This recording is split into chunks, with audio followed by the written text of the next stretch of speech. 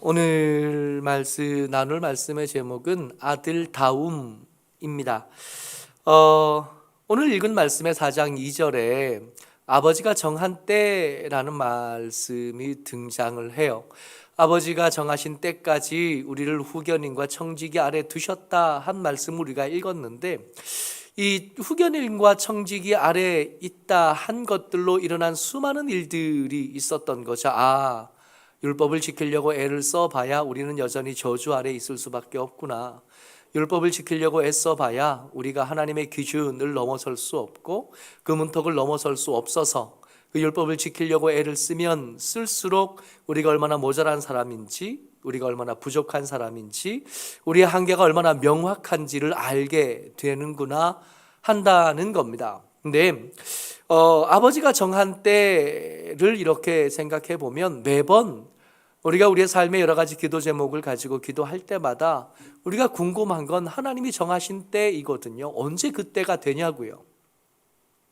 우리가 아버지 하나님의 때를 이렇게 묵상하다 보면 우리가 기도하는 것들 가운데 여전히 지연되고 있고 지체되고 있는 기도 제목들 때문에 아버지 언제입니까?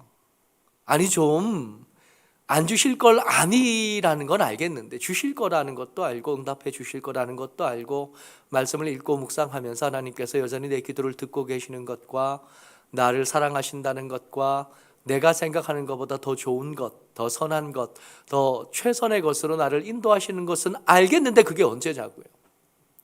아니 이왕 주실 거 좀 늦게 말고 좀 일찍 주시면 얼마나 좋아요. 우리가 바짝바짝 조바심이 나고 입에 바짝바짝 마르잖아요. 아버지가 정하신 때, 하나님의 때를 내 삶에 적용해서 생각할 때마다 조바심이 나고 답답하고 조급한 마음이 드는 거, 이거 언제까지 반복해야 되는가 말입니다. 때를 생각할 때마다 하나님이 원망스러울 때도 있고 하나님께서 도무지 알기는 아는데 이런 때를 생각할 때마다 정말로 나를 사랑하시는 건지 하는 생각이 절로 이렇게 들어오는 거지요. 근데 아버지가 정하신 때를 향한 조바심은 사실은 기도하는 우리보다 이 때를 정하시고 그 때를 준비하신 하나님께서 훨씬 더 크다는 것을 말씀을 볼 때마다 알게 된다는 게 우리가 감히 하나님 이때 너무 늦습니다 라고 말하지 못하는 이유가 되어집니다. 갈라디아서에서 이 때를 이야기할 때 제일 먼저 언급되어지는 게 아브라함 이야기예요. 아브라함 이야기를 하시면서 하나님께서 그 자손들이라 하지 않으시고 하나를 얘기하셨다는 겁니다. 3장 16절 말씀인데요. 같이 읽어보죠. 시작. 이 약속들은 아브라함과 그 자손에게 말씀하신 것인데 여럿을 가리켜 그 자손들이라 하지 아니하시고 오직 한 사람을 가리켜 내 자손이라 하셨으니 곧 그리스도라. 하나님께서 정하신 때를 이루어내기 위해서 하신 일들을 이야기하는데 그 일들의 처음이 어디냐 하면 아브라함 때라는 겁니다. 아브라함을 우리가 믿음의 조상이라고 부르잖아요. 아브라함을 믿음의 조상이라고 부를 수 있게 된 때가 아브라함의 이름이 성경에 처음 등장할 때부터 아브라함은 믿음의 조상이었습니다가 아니었거든요. 그 사람 그냥 그 아버지의 슬하에 살면서 결혼하고 보통 사람처럼 살던 사람입니다. 그런 사람에게 하나님께서 찾아가신 거예요. 내가 지시할 땅으로 가라. 내가 너에게 아들을 줄 건데 하나만 줄 게 아니라 네 아들을 열방이 될 만큼, 민족이 될 만큼 내게 아들을 줄게 말씀하셨어요. 그래서 아브라함이 그 말에 아멘 한 겁니다. 그래서 아버지의 집을 떠나서 여행을 시작한 거예요. 어디를 갈지도 모르고 간 여행이 대단하긴 하지만 그 걸음을 이렇게 따라가다 보면 이 사람이 진짜 믿음의 조상이 될 만한 자격이 있나 생각하게 되는 시점들, 그런 장면들이 여러 번 나와요. 가나안에 도착을 했습니다. 가나안에 도착해서 제단을 쌓고 하나님께서 나를 하나님이 지정하신 이곳에까지 이르셨으니 하나님이 진짜 하나님이 맞습니다. 그래 놓고도 가뭄이 드니까 점점 더 남쪽으로 가다가 어디까지 가냐 하면 애굽까지 내려가는 거예요. 여러분, 애굽이라는 데가 아브라함의 애굽은 어떤 곳이냐면 강이 있고 물이 많은 곳. 지금 가뭄이들은 가나안을 떠나서 애굽까지 온 거 아니에요. 근데 이 애굽의 특징이 뭐냐 하면 그가 원래 살던 하란과 환경이 비슷해요. 하란도 큰 강 주위에 도시가 만들어져 있는 곳이었고 애굽도 큰 강 주변에 세워진 도시 나라인 거예요. 하나님이 지시하신 곳에 도착했지만 거기에 가뭄이 드니까 믿음이 금방 흔들리는 겁니다. 우리가 지난주 수요일 날 말씀을 나눌 때 아브라함이 믿음의 조상이 된 시점이 있는데 그게 창세기 15장에 나온다 그랬잖아요. 이 창세기 15장쯤 되려면 하나님께서 12장에서 아브라함을 함께 가자 하고 손잡고 이끄신 뒤에 10년 가까이 지난 다음입니다.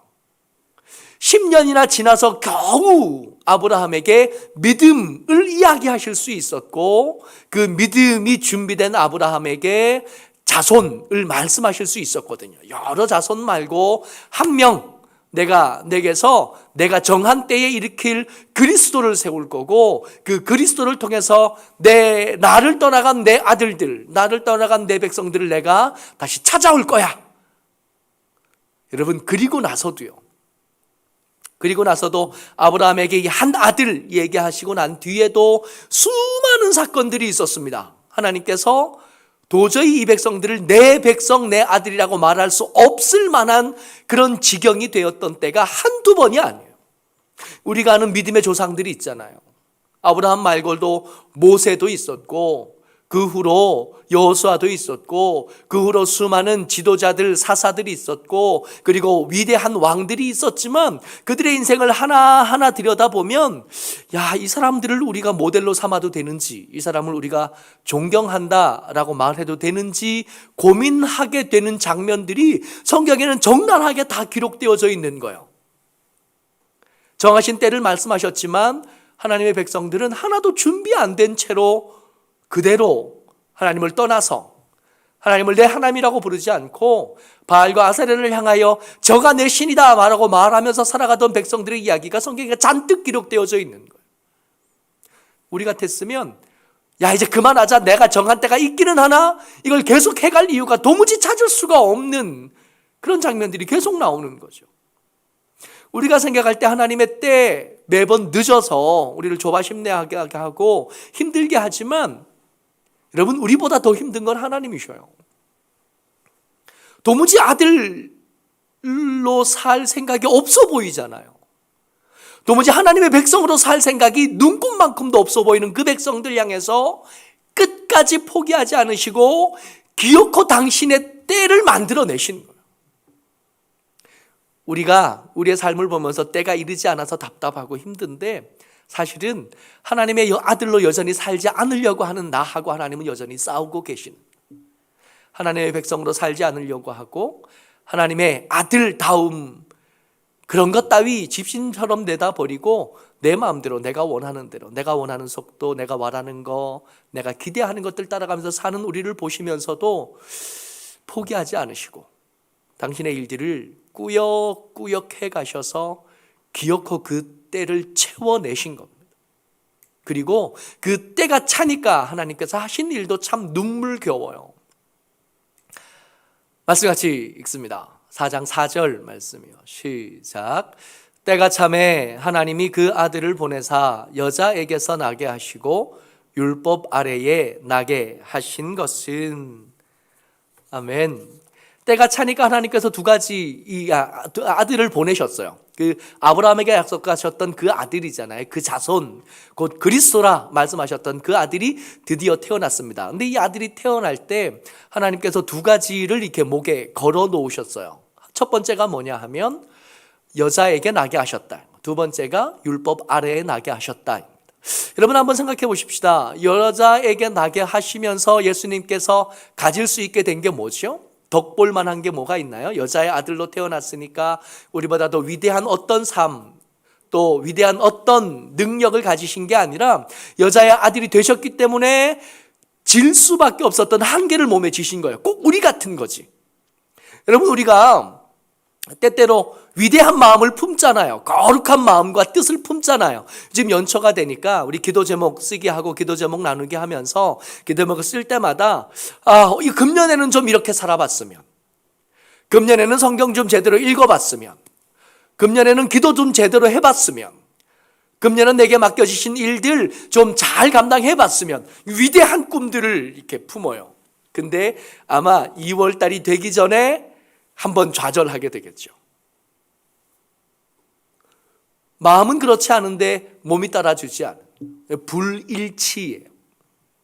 생각한 대로 몸이 따라주지 않고 생각한 대로 삶이 따라주지 않는, 하고 싶은 마음도 간절하고 애쓰고 싶은 마음도 있는데 이게 몸이 연약하니까 이걸 제대로 해내지 못하는 게 많아요. 지난번에 집에 갔다가 형을 만났는데 형이 저하고 비슷하게 생겼어요. 어릴 때는 그게 몰랐는데 비슷하게 생겼더라고요. 나이 들어가면 들어갈수록 더 닮았다는 걸 알겠어요. 근데 그 형이 하지정맥이 왔대요. 그래서 수술을 했다는 거예요. 그러니까 걱정이 되는 거예요. 비슷하게 생겼는데 형도 운동을 많이 하거든요. 이게 어떻게 해야 되냐 그랬더니 운동을 좀 줄이든지 밥을 덜 먹든지 해야 된대요.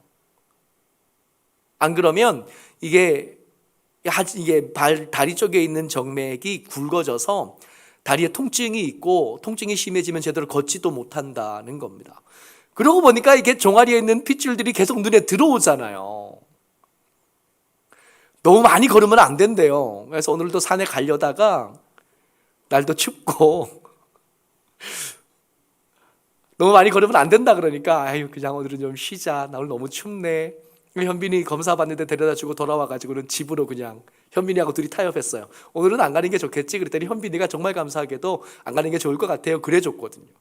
그래서 마음의 위로를 받고 집에 갔잖아요. 운동하고 싶은 마음이 있는데 몸이 안 따라주는 경우들이 한두 번이 아니거든요. 마음과 몸이 따로 놀기도 하지만 마음이 아무리 커도 몸이 연약해서 제대로 해내지 못하는 일들도 한두 가지가 아닙니다.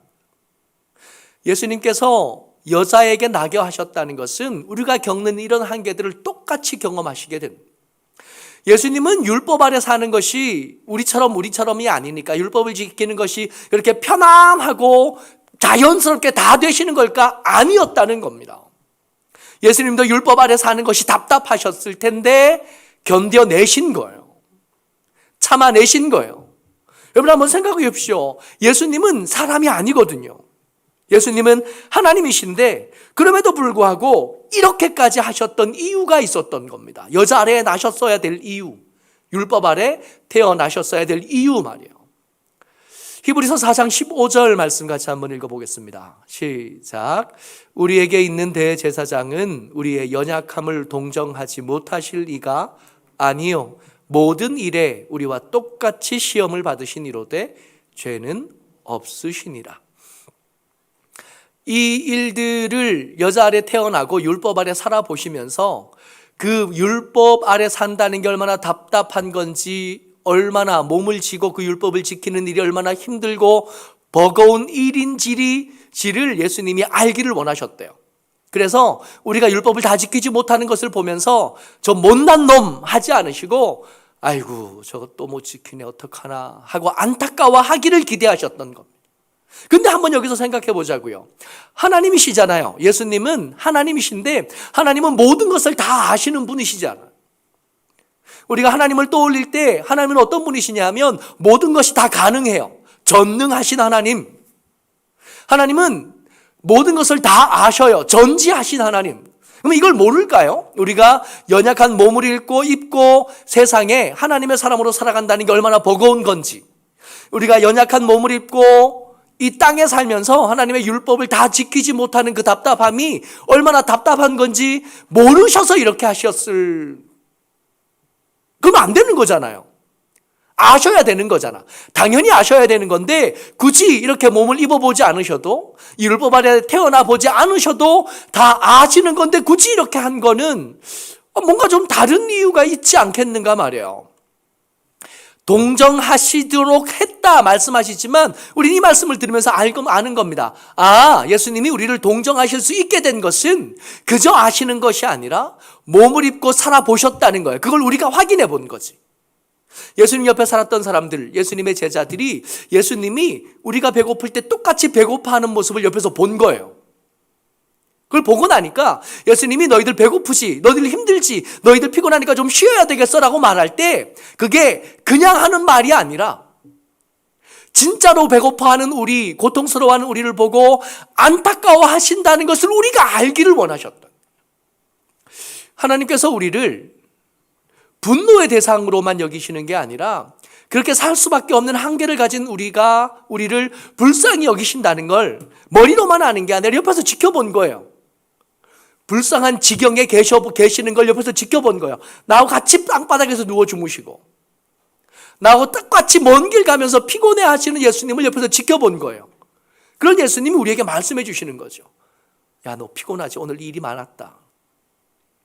너 오늘 졸리지? 지난 한 주간 네가 피곤했다는 건 내가 알아. 라고 말할 때 그저 책 읽고 아는 것으로 말씀하시는 게 아니라 당신이 피곤해 보신 거예요.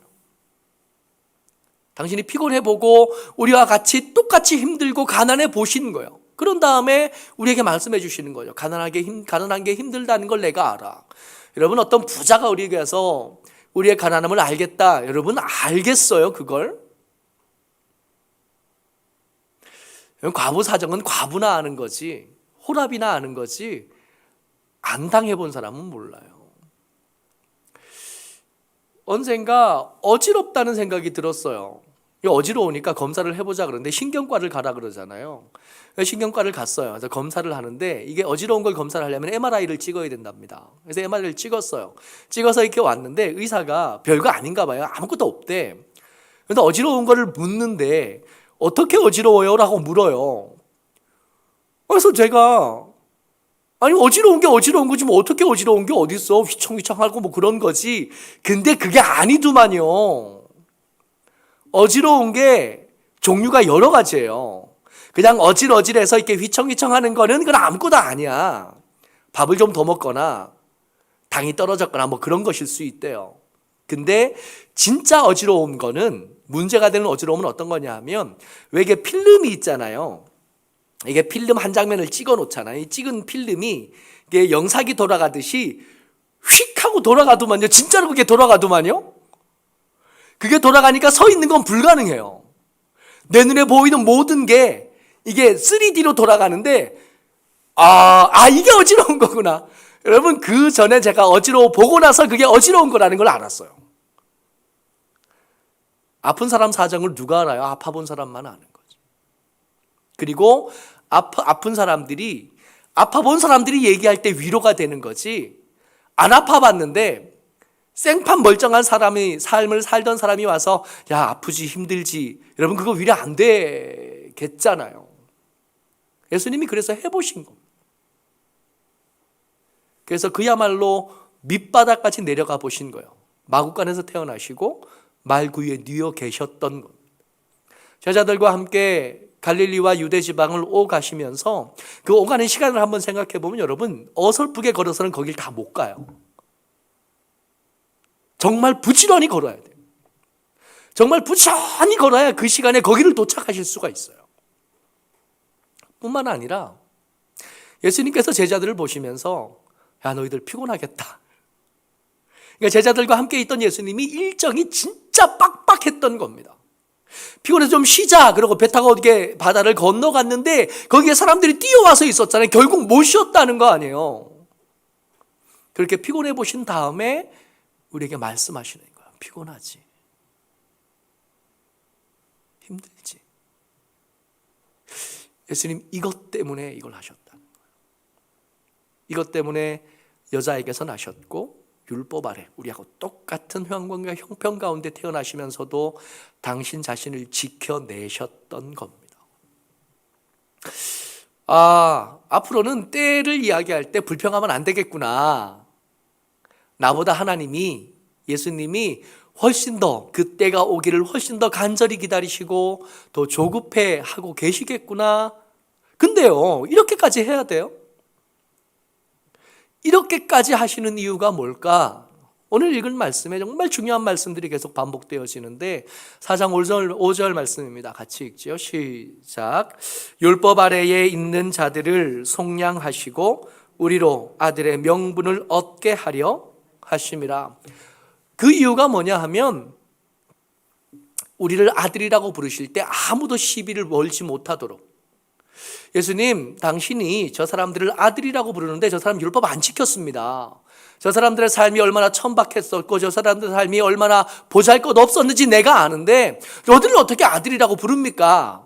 그렇게 말할 때 예수님께서 알지, 쟤들에게 자기에게 부족한 것도 알고 쟤들의 삶이 천박한 것도 알고 저들이 그렇게 가치가 없는 사람인 줄 아는데 그 부족한 건 모자란 건 내가 십자가에서 다 치렀잖아 라고 말씀해 주시려고 이렇게 하셨대요. 어떤 것들이 우리에게 대하여 우리의 삶을, 우리가 살아온 삶, 우리가 믿음, 신앙생활 했던 것들을 이렇게 저울에 올려놓고는 예수님이 함량 부족인데요 라고 말할 때, 알아, 나라고 모르겠니? 아는데 내가 이미 다 치렀어 라고 말해 주시려고 여자에게서 태어나시고 율법 아래서 기꺼이 살아 주셨다는 겁니다. 아무도 우리가 예수님의 아들, 하나님의 아들이 된 것에 대해서 시비 걸지 못하게 하려고, 우리의 자격에 대해서 부족하다고 아무도 시비 걸지 못하게 하려고 이 일을 기꺼이 하셨대요. 그리고 한 가지 더요. 6절에 시작. 너희가 아들임으로 하나님이 그 아들의 영을 우리 마음 가운데 보내사 아빠, 아버지라 부르게 하셨느니라. 우리를 그렇게 속량하신 다음에 우리를 좋은 일꾼으로 쓰시기 위해서가 아니라는 겁니다. 우리를 통해서 하나님의 위대한 일을 이루고 싶어서 하나님이 꿈꾸고 계시던 일이 있는데 하나님께서 완수해내고 싶은 역사적인 사명이 있는데 그 사명을 위해서, 그 사명에 걸맞는 능력이 있고 지혜가 있고 힘이 있는 사람들, 일꾼으로 우리를 부르셨느냐? 그거 아니라는 거예요. 그게 없는 건 아니지만 그게 목적이 아니래요. 이렇게까지 하셔서 우리를 속량하신 이유가 뭐냐면 다시 우리가 당신에게 아빠라고 부를 수 있게 하셨으면 좋겠다 생각하셨답니다.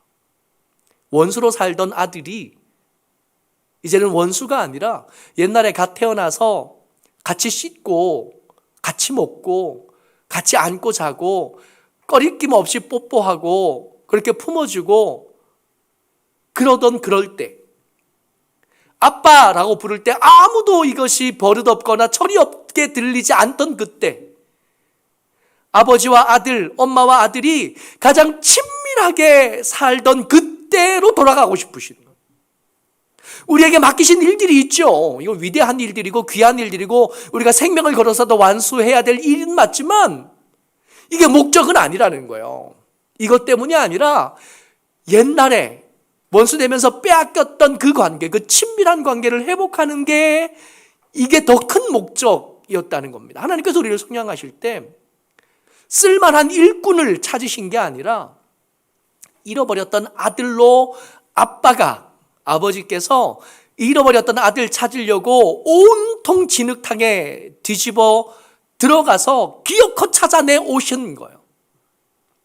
그 사람이 쓸만해질 걸 예상하신 게 아니라 아빠라고 부르고 아들아 라고 부를 수 있었던 그때로 돌아가고 싶으셔서 이 일들을 하셨다는 겁니다. 7절이요. 시작. 그러므로 내가 이후로는 종이 아니요 아들이니 아들이면 하나님으로 말미암아 유업을 받을 자니라. 하나님의 유업이 하나님의 나라이지 않습니까? 하나님의 나라인데 이 하나님의 나라는 아직 이미 예수님께서 오시면서 예수 십자가를 지시고 부활하시면서 완성되었지만 우리가 여전히 기다리고 있는 하나님의 그 나라는 한번 들어가게 되면 영원히 약속된 나라잖아요. 그 나라의 영원, 그 친밀함이 계속 이어지는 그곳에 함께 있게 하려고 이 일을 하셨다는 거예요. 오늘 설교의 제목이 아들다움입니다. 그러니까 우리가 하나님의 일꾼 맞고 우리가 예수님의 종이 맞고 그렇지만 그게 핵심은 아니에요. 진짜 핵심은 뭐냐면 아들로 사는 거예요. 우리가 너무 잘 아는 이야기 있습니다. 우리 탕자 이야기를 너무 잘 알잖아요. 어떤 아버지에게 두 아들이 있었는데 두 아들 중에 동생이 아버지에게 찾아온 겁니다. 아버지, 내가 어차피 내게 주실 유산 있잖아요. 그거 저 주시면 좋겠습니다. 아버지 뭐 건강도 시원찮아 보이는데 언젠가 주실 건데 뭐 아까워하지 말고 주시죠. 그래서 아버지가 그 말을 기꺼이 들어주셨어요. 재산을 팔아서 반쪽은 아니에요. 둘째 아들이니까 3분의 1쪽이었을까요? 어쨌든 이 둘째 아들의 몫을 떼어서 아들에게 줬더니 아들이 그거 가지고 먼 나라 가서 허랑방탕하다가 다 써버렸죠. 다 써버리고 나니까 먹을 걸 구할 수 없었고, 먹을 걸 구할 수 없으니까 돼지나 주는 그 열매 얻어먹을 요량으로 돼지 치는 데 가서 일을 했는데 그 열매도 제대로 얻지 못하는 거예요. 그 열매도 제대로 얻지 못하니까 생각한 거죠. 아버지 집으로 돌아가자. 우리 아버지 집에는 하인들도 이렇게는 안 사는데 종이 되면 제대로 살 수 있겠지. 그렇게 생각하고 아버지 집에 돌아왔습니다. 웬걸 아버지가 과연 나를 받아주실까 생각했는데 받아주긴 정도가 아니라 오자마자 그 집에 가까워지자마자 내가 왔다는 걸 멀리서 알아본 아버지가 쫓아나와서 부둥켜 안아주신 겁니다. 씻겨주셨고 새 옷을 입혀주셨고 새 신발을 신겨주셨고 아들이라는 것을 증명하는 반지까지 끼워주셨어요. 아버지는 이 아들이 돌아온 게 너무 감사하고 너무 반가워서 잔치를 베풉니다. 이 잔치를 베푸는 일에 하인들은 어차피 그 재산 아버지 거 주인 거니까 어차피 내게 될 게 아니니까 관심이 없어요. 그래서 잔치를 베푼다 그러면 그 옆에서 고기 좀 얻어먹고 기쁜 날 좀 쉬면 좋겠다 싶어서 아무 생각이 없는데 이 아버지에게는 큰아들이 있었거든요. 이 큰아들은 이 둘째 놈이 지 목숨 받아가지고 갔잖아요. 근데 그 아들이 돌아와서 반지를 꼈으니까 지금 있는 재산에 또 이놈 몫이 생긴 거 아닙니까? 큰아들은 생각이 많아요. 하인들처럼 마냥 기뻐할 수가 없어. 근데 그 말씀에 자세히 들여다보면 아버지가 이 아들을 책망하는 게 아니라 이 아들의 마음을 돌리려고, 이 아들의 마음을 다독이려고 얼마나 애를 쓰는지 몰라요. 야, 내가 가진 거 다 네 거야. 저거 뺏길 거 걱정하지 않아도 돼. 같이 기뻐하는 게 마땅하지 않겠냐. 너무 화내지 말고 삐져있지 말고 들어가자. 노심초사하면서 그렇게 밤을 지낸 겁니다. 그래서 그 다음날 아침이 됐어요. 성경엔 나오지 않지만 이런 일들이 있지 않았을까요? 아침에 밥 먹으려고 이제 아침 식구들이 모여 앉았겠죠. 근데 둘째 아들이 안 보여요. 분명히 어제 들어왔는데. 그래서 아들이 안 나오니까 지금 너 밖에 고생하다가 들어와서 늦게까지 자나가는데 집에 방이 없어요. 나중에 알고 보니까 이 아들이 종들하고 실랭이를 하고 있는 거예요. 저 상에 감히 내가 앉을 수 없대. 저 상에 감히 내가 앉을 수 없으니까 나는 애초에 들어올 때 내가 마음먹은 게 있는데 돌아올 때 내가 아버지 집으로 돌아오겠다고 생각할 때 내가 마음먹은 게 있어. 누가복음 15장 19절입니다. 같이요. 시작. 지금부터는 아버지의 아들이라 일컬음을 감당하지 못하겠나이다. 나를 품꾼의 하나로 보소서 하리라. 이게 돌아올 때 품었던 마음이잖아요. 이게 작심삼일이 되면 안 되거든. 그래서 내가 아버지 집에 돌아와서 반지를 끼긴 했으나 그렇다고 내가 지금 감히 내 주제에 언감생심 아버지의 상에서 같이 밥 먹을 수 있겠나? 우리 형 재산에 관심 없어. 여기 와서 이 사료만 내가 먹어도 괜찮아. 그 다음날 아침에 사료 먹겠다고 그 창고에 들어가 있는 거야. 종들이 야 이러면 안 된다고. 아니 내가 작정한 게 있다고. 이러면 좋아하시겠어요?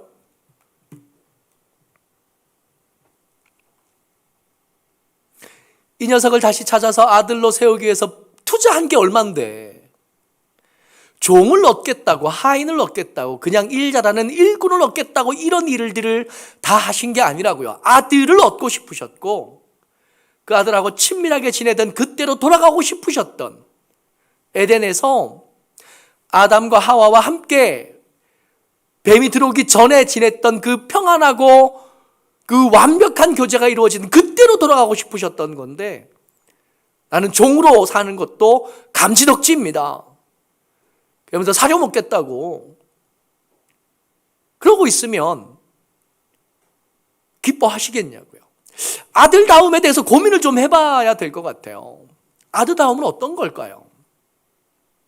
만약에 우리가 종이 아니라 아들이라면 지나가는 세월에 했던 짓이 있잖아요. 하고 산 삶의 꼬라지가 있잖아요. 그러니까 당당하면 안 되지. 당당할 수는 없지만 그렇다고 해서 비굴하면 아버지 마음에 못 박는 일이 또 반복될 거니까 겸손하지만 비굴하지는 않아야 되는, 부끄러운 걸 잊어버려서는 안 되겠으나 그 부끄러움이 비굴함이 되어서는 안 되는, 감사함이 될 수 있도록, 부끄러움이 감사함으로 바뀌고 겸손함이 비굴함이 되지 않도록 어떻게 하면 좋을까 고민을 좀 해봐야 될 겁니다. 종으로 사는 게 아니라 아들로 사는 게 어떤 걸까? 좋은 아들이 된다는 건 어떤 걸까? 근데 이게 우리는 이 돌아온 탕자보다는 우리가 좀 유리한 게, 돌아온 탕자는 보고 배울 만한 대상이 없어요. 그 형이라고 해봐야 형이 형답지 못하거든요. 동생이 돌아온 게 괜히 마음이 불편하고 삐져 있긴 하지 형 보고 배울 게 없어요. 그러나 우리는 좀 달라요. 우리에게는 아주 그럴듯한 형님이 계시거든요. 그래서 형님이 어떻게 살았나? 형님이 아버지의 아들로 어떻게 살아가셨나, 어떻게 생활해 가셨나를 이렇게 보면 우리가 어떻게 살아야 되는지, 어떻게 해야 더 아들다운 건지를 알 수 있어요. 사람들 만날 때 예수님이 어떻게 그들을 만나셨는지, 힘들고 슬프고 억울한 일이 있을 때 예수님 어떻게 그 일에 대처하셨는지를 자세히 들여다보고 그거 따라하면 돼요. 그러면 아들다운 거예요. 가장 완벽한 아들이 예수님이시잖아요. 이 아버지 집에 있던 그 큰아들 같지 않으셔서 우리가 보고 예수님 보고 따라하면, 예수님 보고 예수님처럼 말하기, 예수님처럼 걷기, 예수님처럼 사람들 만나기, 예수님처럼 슬픈 대하기, 예수님처럼 억울한 일에 대처하기, 이거 닮아가고 따라가려고 하다 보면 어느샌가 아들다워지고 어느샌가 딸다워지는, 좋은 딸다워지고 좋은 아들다워지는, 어쩌록 저 여러분들이 주의 은혜 가운데 예수님 닮아가는 하나님의 사람 되시기를 주의 이름으로 축복합니다. 어느샌가 나를 보니까, 그때는 아니었던 것 같은데 어느샌가 조금 더 아들다워져 있는, 겸손하면서도 비굴하지 않게 되어 있고 부끄러운 줄을 알면서도 감사함으로 부끄러움을 이렇게 덮을 줄 아는 하나님의 사람 여러분들과 제가 되시기를 주의 이름으로 축복합니다. 아멘.